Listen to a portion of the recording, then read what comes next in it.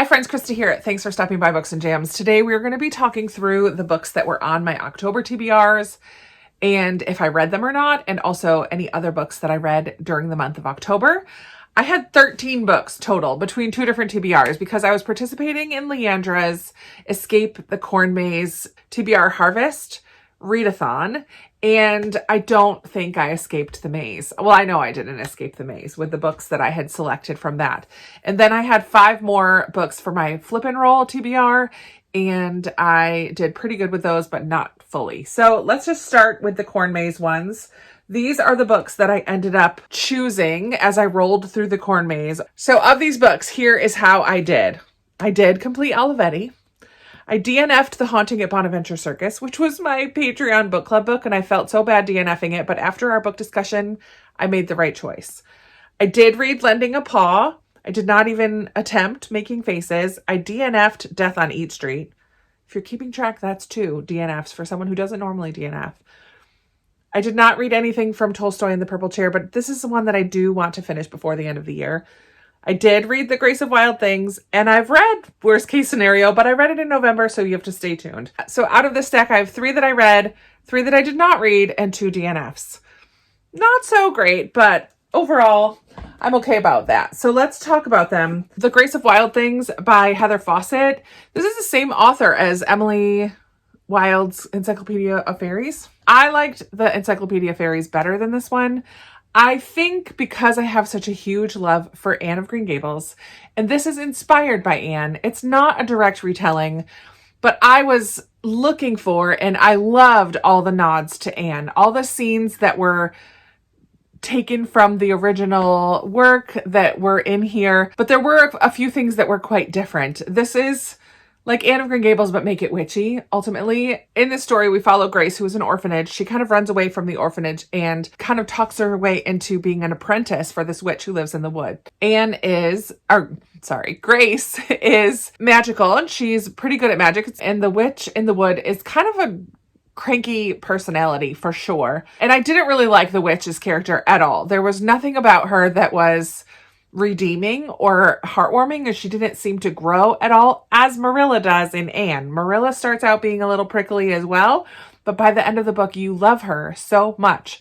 And that did not happen in this one. And another thing is this book made me realize how much I don't like it when one character infers something about another character that we don't see on page. For example, the witch in this book always said and did things that were kind of mean and standoffish and very unlikable. But Grace's character was very optimistic, and she would say things like, I can tell by the tone of her voice that that's not really what she meant, or I could see in her eyes that that's not what she really meant, or something along those lines. And maybe those things are true, but I need to see it a little bit more on the page as well, or at least some kind of change or something that shows me that that's true as well. So I didn't really like that. I found this to be kind of slow-paced and kind of repetitive, because the witch says that Anne can stay there as long as she completes this spell book and figures out every spell that's in the spell book. So the story is Anne making some friends, and together them figuring out how to complete all of these spells. So it just got to be a little bit repetitive because we didn't get to see all the spells or all the different things they were doing. They were constantly hunting for different ingredients, or I don't know, wondering if they were going to finish it. So I just found this to be a little bit on the slow side and not exactly what I was hoping for. I was wanting a little bit more of the cozy, delightful vibes that you get out of Anne. That wasn't the case. So 3 stars. I'm glad that I read it, and it's a beautiful book, but I'm not going to be keeping this one. And I might read more Heather Fawcett, but not middle grade maybe. I don't know. I DNF'd Death on Eat Street. I got a little ways into the audiobook of this, and I just didn't seem to care. I didn't like the main character. She's a food truck owner, has kind of sold everything to buy this little diner, but she's starting with the food truck. The diner's in a not so great area of town. There's a homeless shelter nearby. She befriends some of the people from there, which I liked that aspect of it, but I just didn't like the main character herself. I didn't feel like it was moving along fast enough, and there was nothing about the first hour or so that I listened to that made me want to read further. So I DNF'd that cozy. The other cozy that I read, though, Lending a Paw, I thought was pretty cute, by Lori Cass. In this book, we follow Minnie, who works at a library, and she has filled out a grant and got the resources she needed to have a bookmobile that is a library resource that travels around to people who can't make it out to the library. She finds this stowaway cat that joins her on her adventures, and along the way, she's out at a stop, one of her stops. The cat scoots away, runs off, and she goes chasing after the cat and discovers a dead body. And so they have to figure out who this person is, and the cat keeps leading Minnie to find the answers. It was cute. I don't feel an urge to continue on with this series. I don't love books with cats in them as a big part of the story, but I did love this idea of a bookmobile in the library. I liked all of the elements of this small town and the personal and political kind of conflict about this bookmobile. So there was aspects of it that I liked. There was aspects that I didn't, and I gave it 3 stars. It was a fun read, but I won't be keeping it on my shelves. Then I DNF'd The Haunting at Bonaventure Circus by Jamie Jo Wright. I was pretty sad about this because I have enjoyed quite a few books by her. I think everything I've read by her so far, I've really liked. So I had high hopes for this one. This does have the dual timeline, as always, with about 100 years in between. In the past storyline, it's like the 1920s, and we follow Pippa. There's a murder that happens. There's quite a few different people who end up dying, actually, and who killed them. That's where the big mystery is. In the more present day, we follow a woman who works with her uncle buying houses and buildings and stuff. And so she buys the old train depot in this town where the circus kind of had their home base. There's legends and ghost stories about this town. I don't know. I just felt like I didn't care at all. I was having a hard time picking it up every time I went to pick it up. The writing was just not really that well done. This is not her first novel. Like, it felt like a debut, like she had gotten better in the other books, but this is not one of her first novels. So that wasn't the case, but I just didn't like some of the descriptions. I didn't like the writing. I didn't care about Pippa's story or Chandler's story. By the time I stopped, there was a couple hints at some romances in both storylines that I wasn't on board with those romances. I didn't like either of the 2 main characters. And ultimately that is like a big no-go for me. I have to have somebody to root for. And I didn't really like Pippa or Chandler. So after talking with some of my patrons, some of them enjoyed it, but most of them didn't really love it either. And a handful also DNF'd it like I did. So I feel like I made the right choice. And we did talk spoilers and stuff, and it just got pretty convoluted and stuff towards the end, even though the intensity picks up a little beyond where I stopped. Like, the intensity picks up and you do feel like you want to finish, but after hearing what the ending was, I didn't care enough to want to continue. So DNF going in my Pango pile. Bummer of a book. A middle grade that I read and loved. This was for my paranormal black cover prompt from the game Olivetti by Allie Millington. This was a really sweet story. Dealt with some pretty tough topics. In this book, we follow a young boy who's in the middle of a big family. The mom goes missing, and the rest of the family is trying to figure out what happened and why. But we also follow this typewriter that the mom had owned since she was a little girl, and she takes it to a pawn shop. And the typewriter is sentient and begins talking with another typewriter, and the boy discovers it, and they try to bring the typewriter back home. Ernest, this boy that we're following, and the typewriter begin communicating with each other. So Ernest can talk to the typewriter, and the typewriter can type out messages back to him, and the typewriter's goal is to help find the mom as well. So there's this mystery of, why did the mom go missing? Where did she go? Is she all right? What happened? And the rest of the family kind of dealing with the surprise and loss of the mom, and like the wondering of what happened to her. So it was good. It brought tears to my eyes for sure. Worth the read, and definitely glad that I read this one. I think I ended up giving it 4 stars. I feel like 4 is where I landed, but I'm not really sure. I'm going to switch gears to my FlipNRoll Tbr, where I had 5 books for that one, mostly chosen by prompts. So I had one that I kind of was like a free pick. I could pick anything I wanted, even if it didn't match the prompt. I had a book with a pseudonym off my Christmas exchange cart. So I picked Keeping Lucy by T. Greenwood. We counted T as a pseudonym.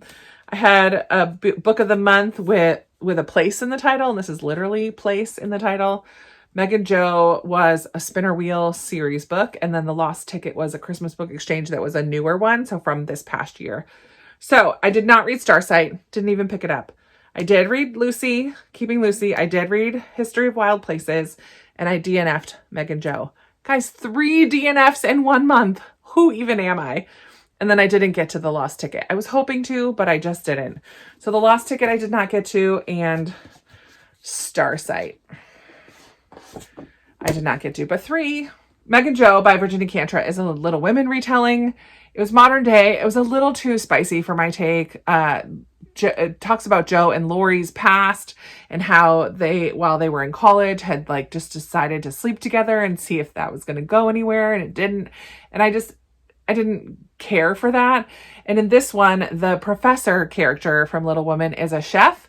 So that was kind of a fun twist that Joe was an aspiring writer who gets a job at a restaurant and kind of has a mentor turn to romance relationship with the head chef of this restaurant. And I just found myself, again, not caring. I didn't like the Joe character.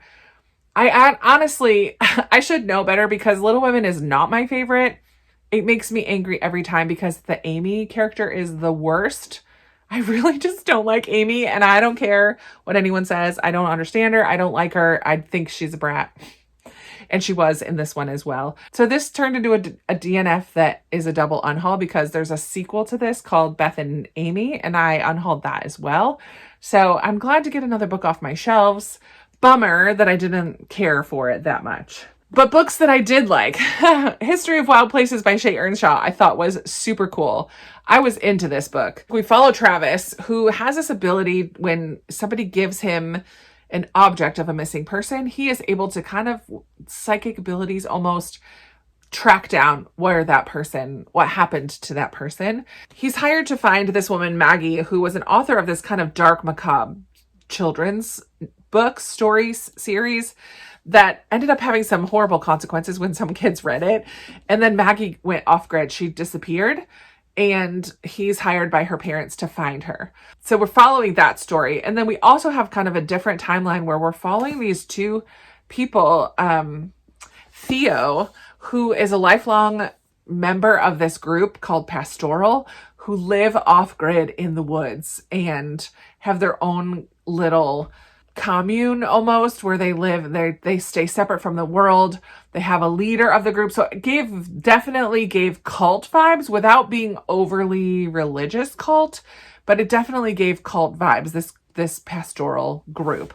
But we got to be in Pastoral and see they kept themselves separate because they believed that there was this rot in the trees that if they left, they would get sick and they would infect everybody. And there were some pretty brutal, disgusting scenes that were pretty difficult to read. But overall, as a story, I really, really enjoyed this. It drew me right in. I felt like it was a good October read, but it's definitely not going to be for everybody. But I really enjoyed it. So I think I gave it 4.5 stars. History of Wild Places. Enjoyed that one. And then I also really liked Keeping Lucy by T. Greenwood. I'm so glad because I have quite a few T. Greenwood books on my shelves. This is the first one that I'm finally getting to. I know Lena from Lena's Bookshelf absolutely loves this author. And so I'm glad to say that I really enjoyed my first one and definitely am interested in reading more. So in this book, we follow a woman who gets pregnant and has a baby who has Down syndrome. And her husband and family convince her that the best thing to do for this child would be to put her in this institution. And she doesn't really have a say in the matter at all. But she trusts her husband, so she does it. And then a couple years later, a friend shows her some articles about this place where her daughter is that are horrible about how kids are treated and about the conditions there and all of that. And so she needs to see for herself. So she gets permission to get her daughter, take her for the weekend. But once she kind of sees what's going on and sees how the state of her daughter's health, she is refusing to bring the daughter back. So her and her best friend kind of go on the run. And so this book is about her going on the run and where the story leads from there. So I just really loved this story very much. I thought it was heartbreaking and intense and not very long. But I was in it. I was in it from the beginning to the end. Absolutely loved it. 5 stars. Very, very good book. I'm pretty sure I gave it 5 stars. So loved that one. Then I had just a few other books that I read this month. I'm so pleased to say that I did finally finish Words of Radiance by Brandon Sanderson. I had started this maybe April or May, and finally in October, I finished it. I think at the beginning of the month, I'm like, you know what? Before I get started with my TBR, I just need to finish reading this one. And I loved it. I absolutely loved it. We carry on the story from the first book, Way of Kings, following the same characters, Dalinar and Kaladin and Shallan. We follow them still in this book, and they all kind of come together. It's hard to summarize because so much happens, and it is the sequel.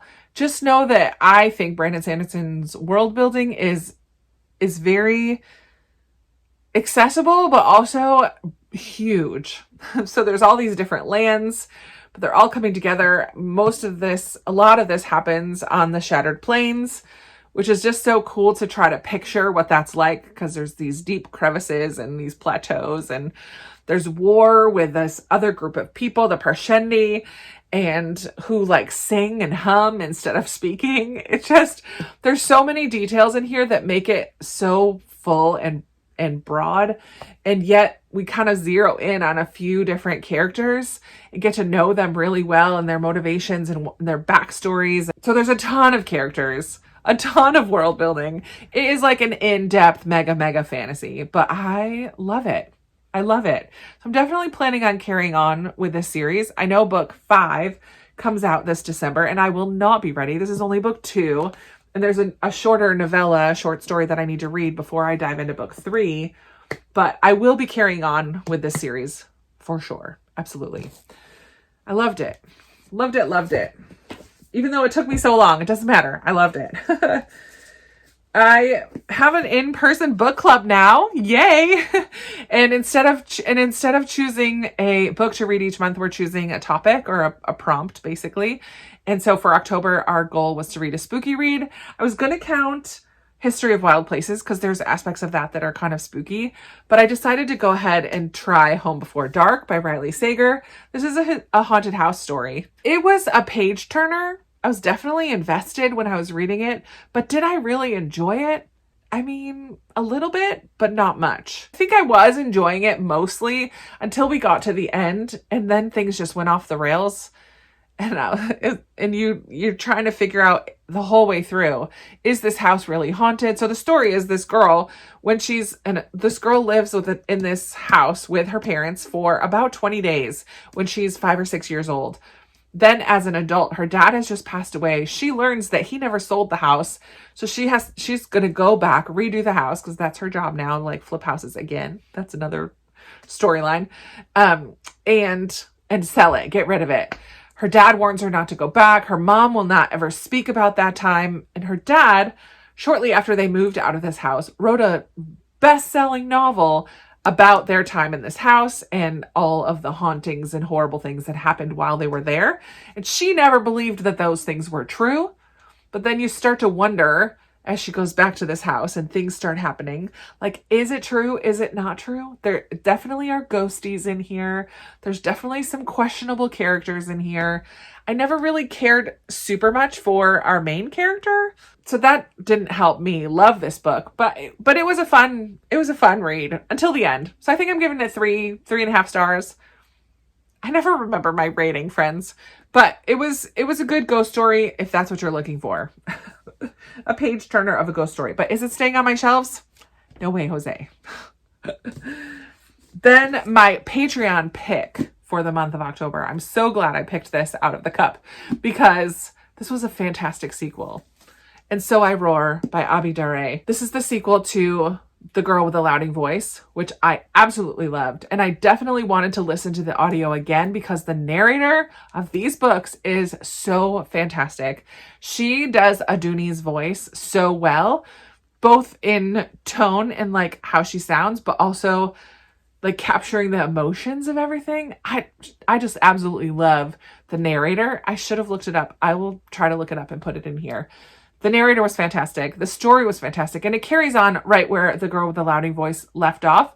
But we also get to deep dive kind of into one of the other characters that's towards the end of the girl with the louding voice, and we get to know her story a lot more as well. It takes place in Nigeria, and we continue to follow this girl whose desire is to be educated, to go to school, to learn and to teach others, and to help women and young girls in her country, in her city even, to stand up for themselves. And this was definitely about the women's plight in like kind of tribal small town areas in Nigeria. There's a whole situation in this book where a group of girls is being optioned off as sacrifices in a way for there not being any rain. And so Aduni kind of gets involved with the situation, as well as Tia, the other woman that we follow.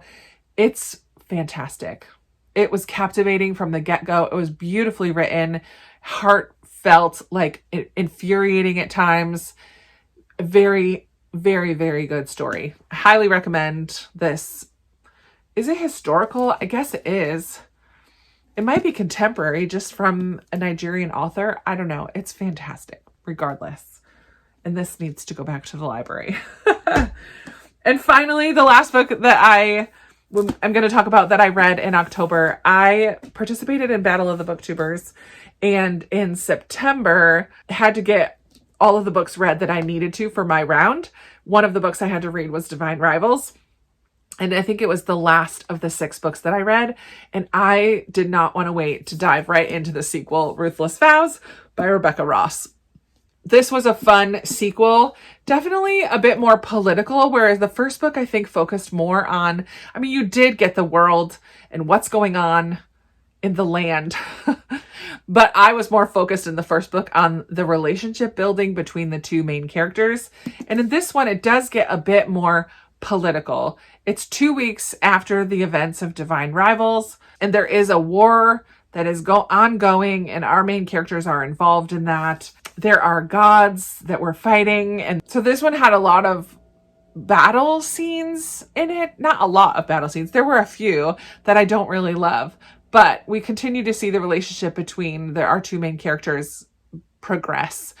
Iris and Roman are our characters from the first book that we continue to follow in here. I definitely enjoyed Divine Rivals more. I gave that one 5 stars, I think, or 4.5. This one is going to just be a 4-star read for me. I also found it very compelling, but not quite as compelling as the first one. But I'm glad that I finished it. This is a little duology that is now complete. Yay. That is it for my October reads. I am so proud of myself for DNFing 3 times. That just is such a rarity. As always, I would love to chat with you down in the comments. If you've read any of these books, what you thought of them, what were some of your favorite reads in October, or if you just want to say, hey, Krista, I watched your video, go ahead and put a little leaf, like, a fall leaf. It's so beautiful outside right now. So just feel free to put a little fall emoji just to let me know that you were here. And I thank you so much for being here and for watching and spending a few minutes of your day with me. And I look forward to chatting with you in another video very soon. Bye.